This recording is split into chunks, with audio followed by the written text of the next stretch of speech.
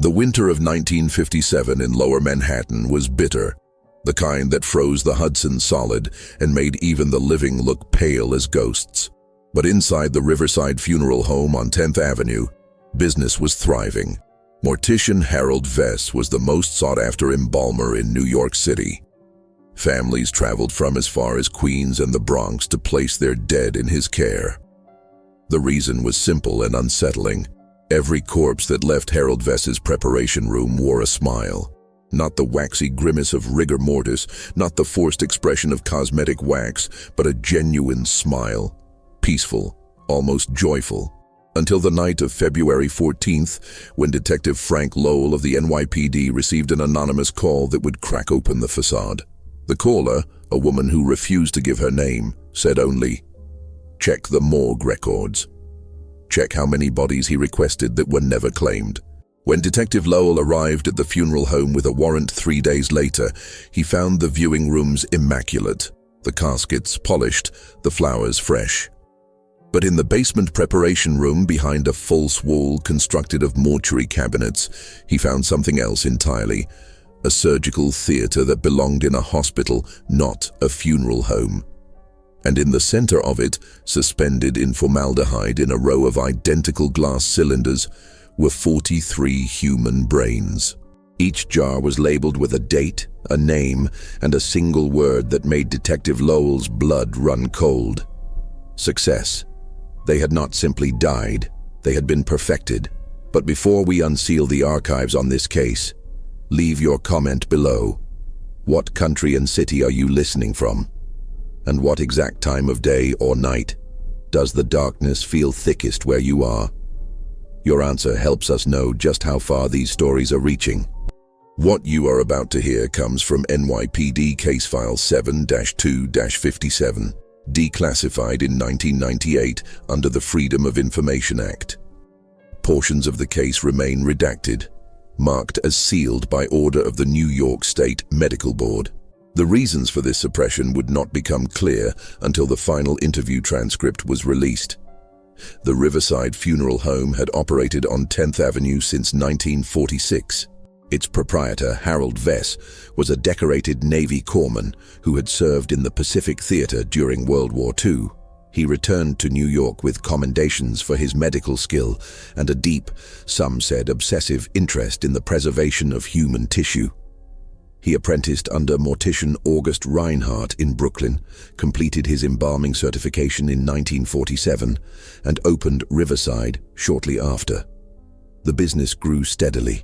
Vess was known for his meticulous work, his quiet demeanor, and his unusual guarantee every family would see their loved one at peace. And they did. Widows wept with gratitude when they saw their husbands smiling in their caskets. Mothers thanked God when their sons looked serene after violent deaths. Fathers shook Vess's hand and said it was a miracle, the way he made the dead look happy. Detective Lowell would later write in his report, "It was not a miracle. It was a method, and the method required something Vess could not legally obtain." The breakthrough in the case came from an unlikely source, Dr. Elena Kovac, the chief medical examiner for Manhattan. She had been reviewing autopsy records for an unrelated case when she noticed a pattern. Over the past 6 years, 47 unclaimed bodies, primarily indigent men and women who had died in city hospitals, had been released to Riverside Funeral Home for cremation. This was not unusual. Funeral homes often contracted with the city to handle unclaimed remains. But Dr. Kovac noticed something else. Every single one of these bodies had been held at Riverside for the maximum legal period before cremation. 10 days. And in several cases, Vess had requested extensions, citing administrative delays. Dr. Kovac could find no record of what those delays were. She contacted Detective Lowell, and he began his investigation. The first search of Riverside Funeral Home, conducted on February 17, 1957, revealed nothing illegal in the main viewing rooms or the front offices. The business records were immaculate, the embalming licenses were current, the chemical storage met all city health codes. But Detective Lowell had obtained a warrant that allowed him to search the entire property, including the basement preparation room. And it was there, in the cold, sterile space where the dead were made ready for viewing, that he found the inconsistency. The room was too small. Lowell had reviewed the building's original architectural plans at City Hall. The basement was listed as 30 feet by 40 feet, but the preparation room measured only 30 feet by 25 feet. 15 feet of space was missing. He called in a structural engineer from the department. They found the false wall within an hour. It was built into a row of tall mortuary cabinets that appeared to be flush against the rear wall. But when the cabinets were moved, a seam became visible. A hidden door, painted to match the tile, opened with a simple push latch. Behind it was a second room, smaller, windowless, and equipped with medical instruments that had no place in a mortuary. There was a surgical table with restraints. There was an array of scalpels, bone saws, and cranial drills laid out on a steel tray. There was a microscope, a centrifuge, and a refrigeration unit that hummed quietly in the corner. And on the shelves that lined 3 walls, preserved in formaldehyde, were the 43 glass jars. Each jar contained a human brain. Each was labeled with a name, a date, and that single word, success. Detective Lowell immediately called for backup and sealed the scene. The crime lab was brought in, the jars were catalogued, and when the names on the labels were cross-referenced with city death records, a pattern emerged that would redefine the case entirely. Every brain in that room belonged to one of the unclaimed bodies that had been released to Riverside Funeral Home. But there were only 43 jars. The record showed 47 unclaimed bodies. 4 were missing.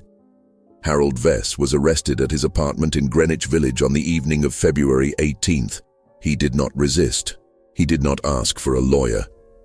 When Detective Lowell informed him of the charges, unauthorized autopsy and desecration of human remains, Vess simply nodded and said, "I would like to make a statement." The interrogation took place at the 6th Precinct Station. Present were Detective Lowell, Assistant District Attorney Martin Schaffer, and a court stenographer. The transcript of that interview, 11 pages long, would become the most disturbing document in the entire case file. Vess began by confirming what the investigators already suspected. Yes, he had performed autopsies on the unclaimed bodies. Yes, he had removed and preserved their brains. And yes, he had done so without legal authority or medical oversight.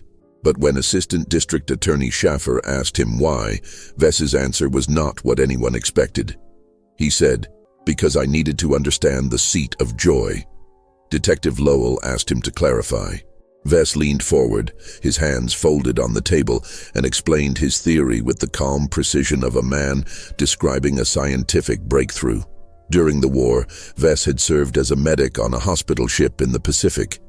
He had treated thousands of wounded men, and he had watched hundreds of them die. What haunted him, he said, was not the deaths themselves, but the expressions, the terror, the pain, the despair frozen on their faces in the final moment. When he returned to civilian life and began working as a mortician, he became obsessed with a single question. Could the dead be given peace, even if they had died in agony? He studied embalming techniques. He mastered cosmetic restoration. But nothing he tried could replicate a genuine smile. The muscles of the face, once dead, could be positioned, but they could not be made to hold an expression that looked truly alive, truly at peace, until he discovered something in his research. A paper published in 1938 by a German neurologist named Dr. Ernst Weber. The paper proposed that certain emotional states, including joy and serenity, were not simply psychological but neurochemical. They were produced by specific structures in the brain, particularly the limbic system and the prefrontal cortex. Vess became convinced that if he could identify the exact neural pathways responsible for joy, he could stimulate them chemically, even after death. And if he could do that, he could give the dead the peace they deserved. But there was a problem. He could not experiment on living subjects, and he could not legally obtain cadavers for research. So he made a decision that would define the rest of his life. He began using the unclaimed bodies. The method Vess developed was meticulous and horrifying in its precision. When an unclaimed body arrived at Riverside, he would perform his standard embalming procedure first. This ensured the body was preserved and presentable. Then, during the 10-day holding period before cremation, he would begin his experiment. He would take the body to the hidden surgical room. Using his wartime medical training, he would perform a craniotomy, carefully removing a section of the skull to access the brain. He would then inject a series of chemical compounds directly into specific regions: the amygdala, the nucleus accumbens, the ventral tegmental area. The compounds were derivatives of serotonin, dopamine, and a synthetic peptide he had acquired through a contact at Columbia University Medical School, a graduate student named Thomas Worth, who had been selling restricted laboratory chemicals to supplement his income.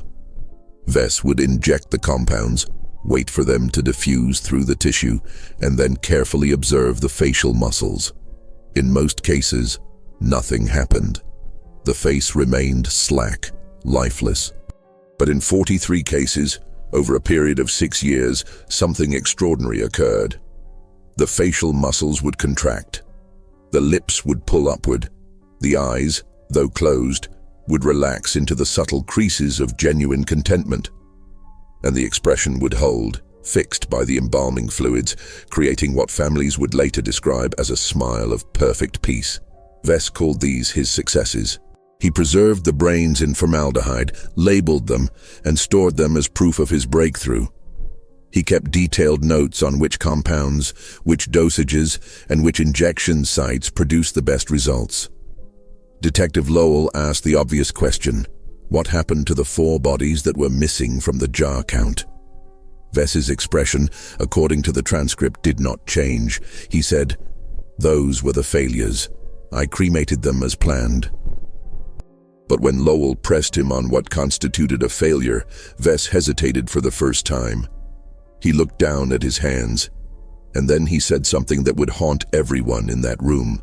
He said, "In 4 cases, the compounds did not produce a smile. They produced something else. Something I did not expect and could not explain. The faces did not relax. They contorted. The mouths opened. And if I had not known better, I would have said they were screaming." Assistant District Attorney Schaffer stopped the interrogation. He asked Vess to repeat what he had just said. Vess did, word for word. And then he added, "I documented everything. The notes are in the hidden room, in the locked drawer beneath the microscope." The notes were retrieved that night. The locked drawer contained 3 leather-bound journals, each filled with Vess's precise handwriting. Diagrams of the human brain, tables of chemical formulas, photographs of the corpses before and after injection, and detailed observations of every experiment he had conducted. Dr. Kovacs, the medical examiner, was brought in to review the journals. What she found disturbed her on a level she later described as existential. Vess's early experiments, conducted in 1951 and 1952, were crude. He had little understanding of neurochemistry and relied heavily on trial and error. Most of his subjects showed no response at all. But in March of 1953, he achieved his first success. The subject was a 62-year-old man named Albert Kunze, who had died of pneumonia at Bellevue Hospital. Vess injected a compound into the ventral tegmental area, the brain's primary dopamine pathway. 2 hours later, the man's face began to change. The corners of his mouth lifted, the tension in his brow smoothed, and the expression held. Vess was elated. He repeated the procedure on the next unclaimed body with similar results. Then another.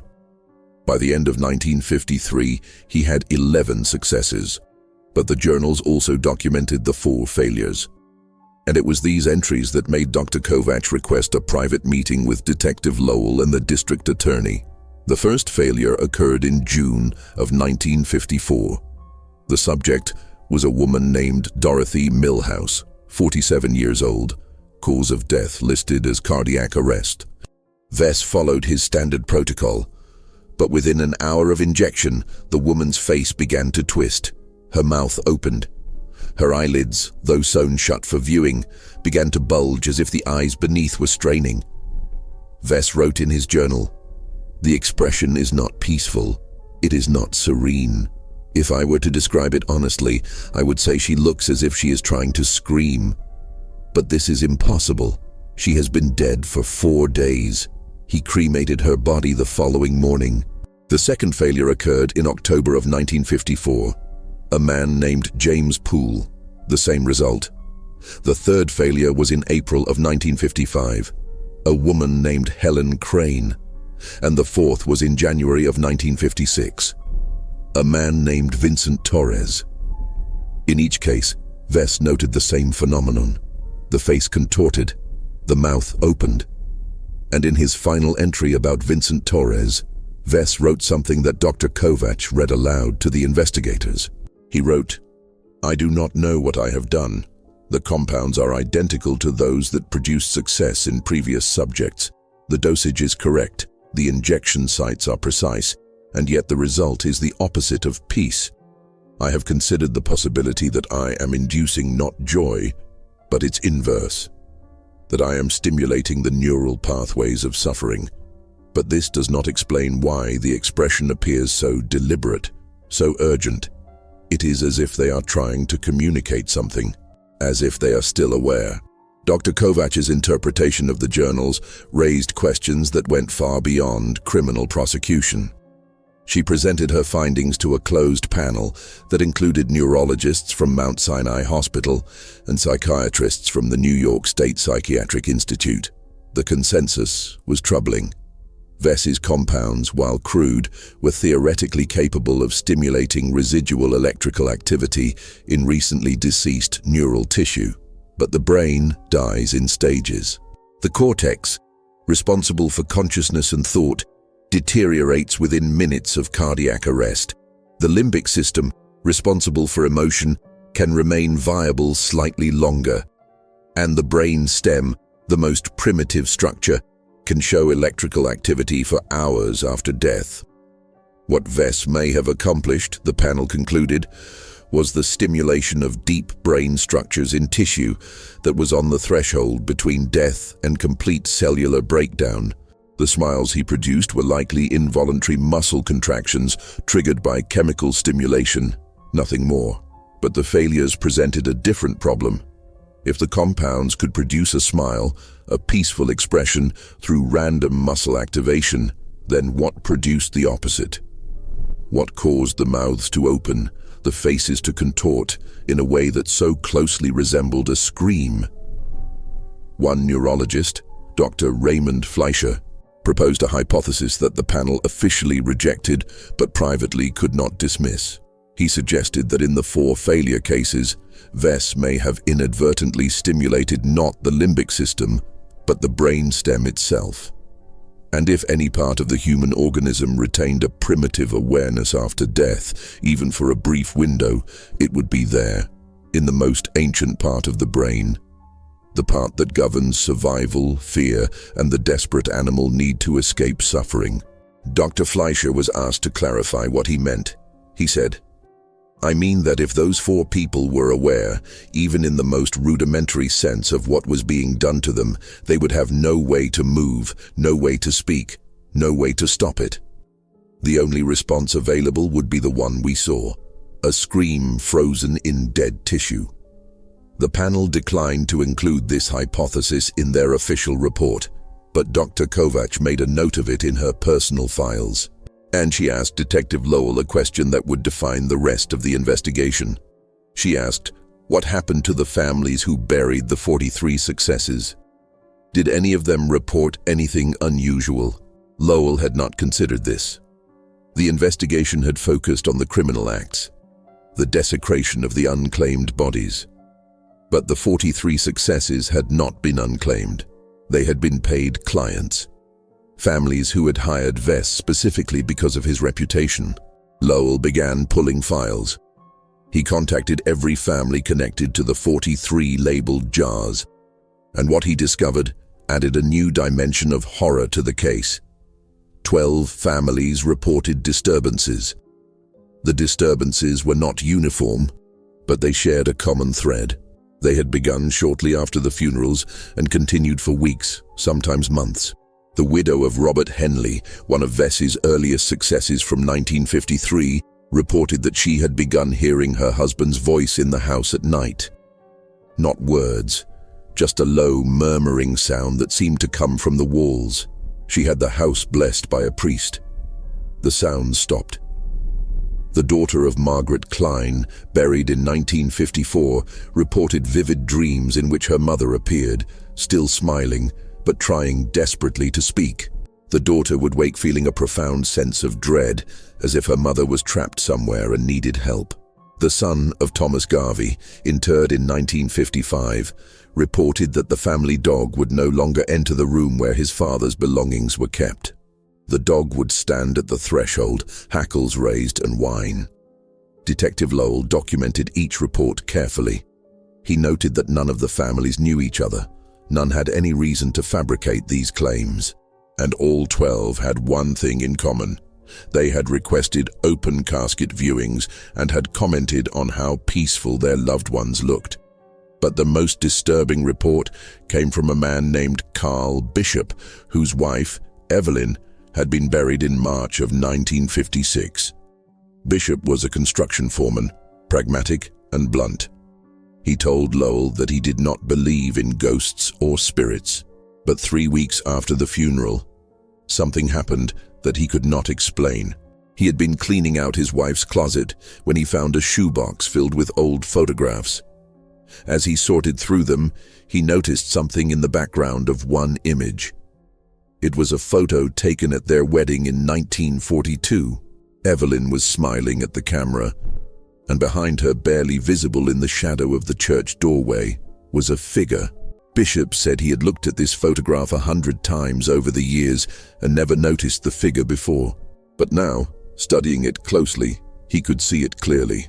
A woman in dark clothing, her face obscured, standing motionless in the background. And the woman, Bishop said, looked exactly like Evelyn.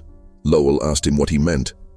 Bishop explained that the photograph was taken in 1942, but the figure in the background was wearing the same dress Evelyn had been buried in, the same dress she had chosen for her funeral 14 years later. Lowell examined the photograph. He brought it to a forensic specialist who confirmed that the image had not been tampered with or altered. The figure was there in the original print, and the dress, while difficult to identify with certainty, did appear consistent with the funeral dress described in Bishop's statement. The specialist offered no explanation. Lowell filed the report and moved on. But privately, he began to consider a possibility that he would never include in his official documentation. What if Vess's method had done more than create a peaceful expression? What if the chemical stimulation had somehow anchored something to the body, something that should have moved on? The trial of Harold Vess began in September of 1957. He was charged with 47 counts of unlawful dissection, desecration of human remains, and practicing medicine without a license. The proceedings were closed to the public due to the graphic nature of the evidence. Vess pleaded guilty to all charges. His defense attorney, a court-appointed lawyer named Philip Marsh, argued for leniency based on Vess's wartime service and his stated intention to bring peace to the dead. The prosecution, led by Assistant District Attorney Schaffer, argued that Vess's actions were a profound violation of human dignity and the law. The trial lasted only 4 days. On the 5th day, the judge, Honorable Theodore Klein, delivered his sentence. Vess would serve 12 years in Sing Sing Correctional Facility and would be permanently barred from any profession involving the handling of human remains. But before Vess was taken into custody, Judge Klein asked him a question that was not part of the official proceeding. The stenographer was instructed to stop recording. What the judge asked, and what Vess answered, would only be revealed years later in Klein's personal memoir, published in 1974. Klein asked, "Do you believe the dead can feel?" Vess, according to Klein's memoir, sat silent for a long moment. Then he said, "I do not know if they can feel in the way the living feel, but I know that in 4 cases, something responded, and I know that it was not peace." Klein wrote that he then asked Vess if he regretted his work. Vess answered, "I regret the failures. I regret that I gave 4 people something worse than death, but I do not regret the 43 who smiled. If I could go back, I would do it again for them." Vess served 8 years of his sentence.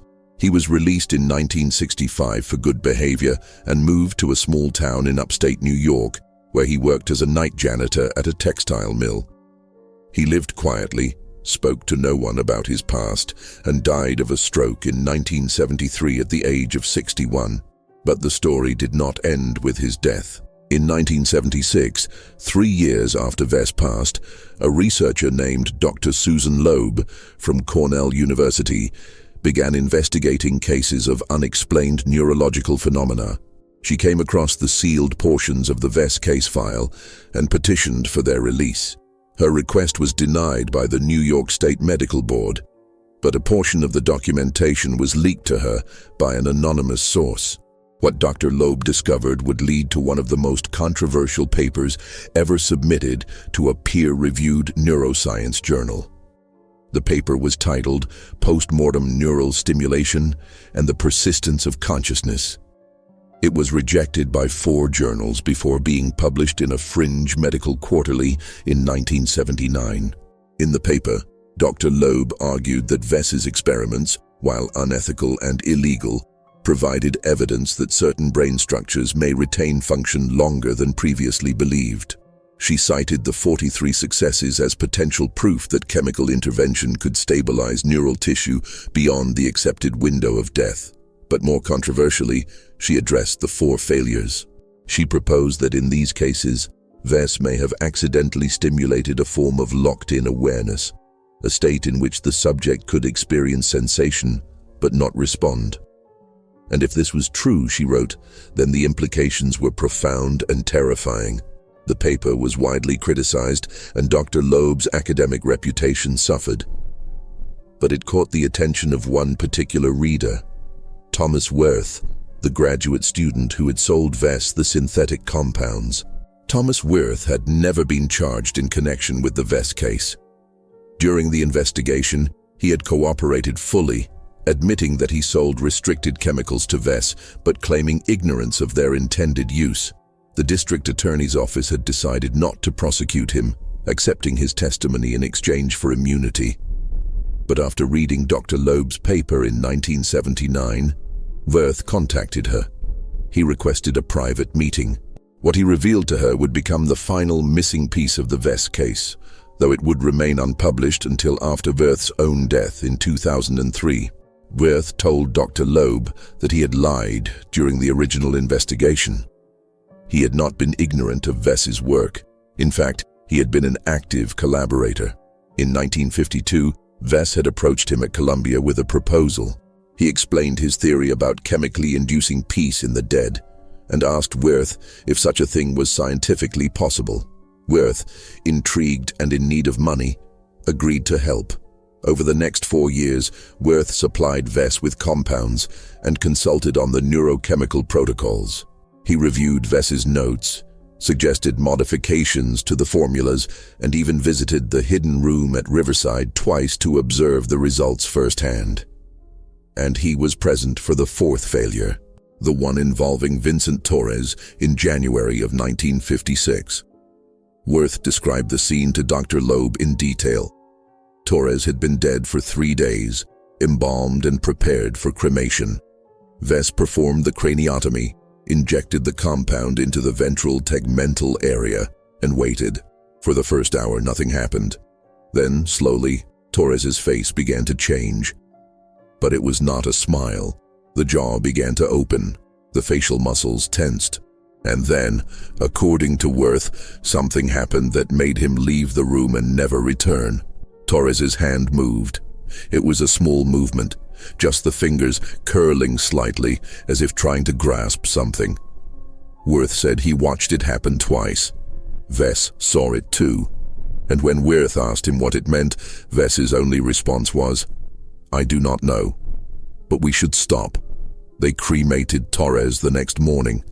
Vess sealed his journals and never performed another experiment. But he also never destroyed the 43 preserved brains. He kept them, Wirth believed, as proof that his method had worked, that he had given peace to the dead. Dr. Loeb asked Wirth why he had never come forward with this information. He told her, "Because I was afraid. Afraid of prosecution. Afraid of what it meant. If Torres moved, even slightly, then he was not fully dead when we injected him. Or something in him was still aware. And if that is true, then we did not give him peace. We gave him hell." Dr. Loeb included Wirth's testimony in an unpublished manuscript she titled The Vess Experiments, a case study in the ethics of post-mortem research. The manuscript was not released until 2011, when it was donated to the National Library of Medicine by Loeb's estate. By then, the Riverside Funeral Home had been demolished. The hidden room was gone, and the 43 jars, after years in NYPD evidence storage, had been incinerated per court order in 1982, but the families remained. And some of them, decades later, still reported disturbances. In 2007, exactly 50 years after the discovery of Harold Vess's secret laboratory, a paranormal investigation team from Rutgers University conducted interviews with the surviving relatives of the 43 success cases. Only 8 families could be located. Of those 8, 5 agreed to participate. What they reported was consistent and unsettling. The disturbances had never truly stopped.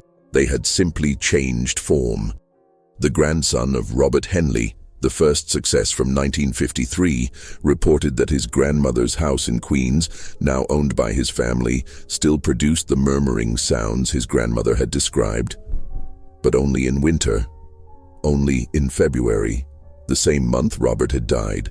The great-niece of Margaret Klein reported that she had inherited her great-aunt's jewelry box. Inside, she found a sealed envelope containing a letter Margaret had written to her daughter 3 days before her death in 1954. The letter read, "If I seem happy when I am gone, know that it is a lie. I have felt something watching me for weeks. It is waiting for me to close my eyes." The letter had never been mailed. The nephew of Thomas Garvey reported that when his uncle's grave was relocated in 1998 due to cemetery expansion, the workers opened the casket to confirm identification. They found the remains intact, preserved remarkably well for 43 years. But what disturbed them was the expression. The smile was gone. The face had returned to the neutral mask of natural death, as if whatever Vess had done had finally worn off. In 2012, the New York City Medical Examiner's Office received an unusual request. A woman named Grace Torres, daughter of Vincent Torres, the fourth failure, wanted to know if any biological samples from her father's autopsy remained in storage. The office searched its archives and found a single vial of tissue, preserved in formaldehyde, labeled Torres, Vincent, January 1956. The vial contained a small sample of brain tissue, approximately 2 grams, taken during the original investigation. Grace Torres requested that the sample be cremated with her when she died. She explained that her father had appeared to her in dreams for 56 years. Always the same dream. He was in a dark room, unable to move, unable to speak, and he was still screaming. The medical examiner's office granted her request. The tissue was released into her custody. Grace Torres died in 2015 at the age of 73. The vial was cremated with her. Her daughter reported that after the cremation, the dream stopped. The case file of Harold Vess remains partially sealed in the NYPD archives. The portions that are accessible can be viewed by appointment at One Police Plaza. The journals, the photographs, and the panel's findings on post-mortem neural stimulation are all available to researchers. But one document remains classified. A single-page memo, dated March 1957, written by Detective Frank Lowell to his superior officer. The memo was flagged by the FBI and transferred to federal custody in 1964. Its contents have never been disclosed. In 2018, a Freedom of Information Act request was filed to release the memo. The request was denied on the grounds of national security. No further explanation was given. Those who knew Lowell before his death in 1989 said he never spoke about the Vess case, but in his final weeks, sedated and dying of cancer, he told his daughter something she would later share in an oral history interview. He said, "I found something in that room that I never reported, a 44th jar hidden behind the others. It had no label, no name, no date, just one word written on the glass in Vess's handwriting. He said the word was, me.